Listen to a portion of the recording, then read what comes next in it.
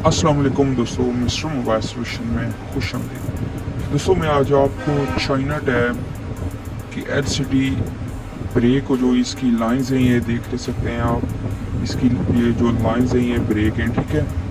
तो जिसकी वजह से ये एलसीडी शो नहीं हो रही।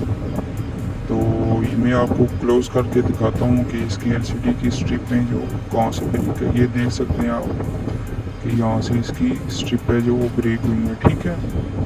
ये देख सकते हैं ये लाइंस होती हैं एलसीडी की, तो ये ब्रेक हैं जिसकी वजह से एलसीडी शो नहीं हो रही। तो मैं आपको इसका सलूशन बताने लगा हूँ कि इसको रिपेयर या इसको जंपर कैसे करते हैं। तो दोस्तों वीडियो के साथ जुड़े रहिए। वीडियो को देखने से पहले वीडियो को लाइक करें, सब्सक्राइब करें और हमारी मज़ीद वीडियोस देखने के लिए बेल आइकन ज़रूर प्रेस करें।